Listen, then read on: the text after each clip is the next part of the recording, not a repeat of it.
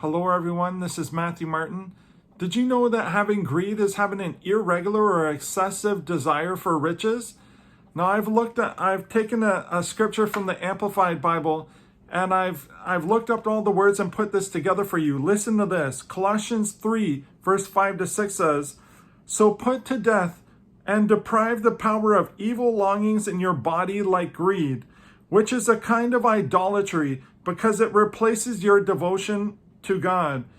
Being greedy is having an irregular or excessive desire for riches and is also covetousness.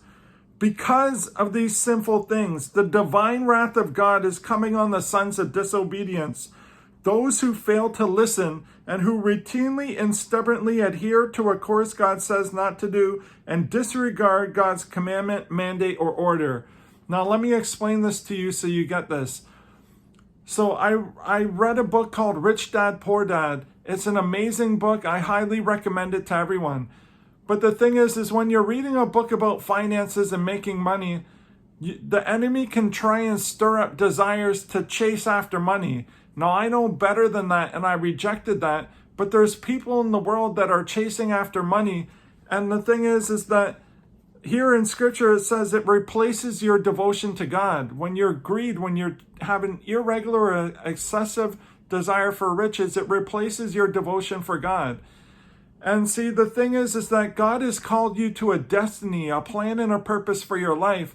And if you leave God's plan and what he's asking you to do and you switch your focus onto money, then it says here that God's wrath would fall on you because you're routinely being stubborn and rejecting the plan and the path he has for you and choosing another path and not doing what he's mandated you to do.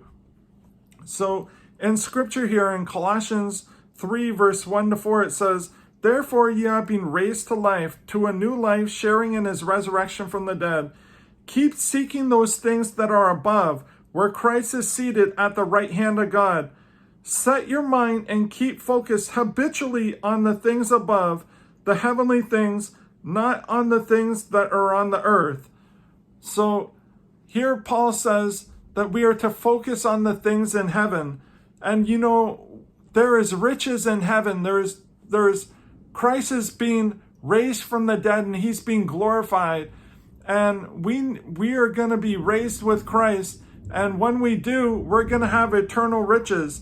So Paul says, focus on the things in heaven. So we need to focus on God, that he is our prize, and chase after him. We need to focus on our eternal rewards through fulfilling our destiny, being obedient to what God asks us to do, and winning souls. This will give us treasures in heaven. We also store up treasures in heaven, like helping people, sacrificing something you want or have or your time to help someone, doing good deeds, or giving finances. So greed turns your focus away from God, but Paul says we need to take our focus and put it on God and the things of heaven. I want to encourage you that you should focus on your eternal rewards and building yourself up and bringing in a harvest and fulfilling your destiny. When you do that, you're going to have eternal rewards. But if you choose to follow money, if you choose to seek after money and disregard what God has mandated you to do, then it says his wrath will come on you. This is a crazy thing, guys. So I just wanted to encourage you with this. I know you'll be like me and will choose the right choice. We love God too much to chase after money and not God. So I thank you for joining me, and we'll talk to you guys next time. Thank you. Bye-bye.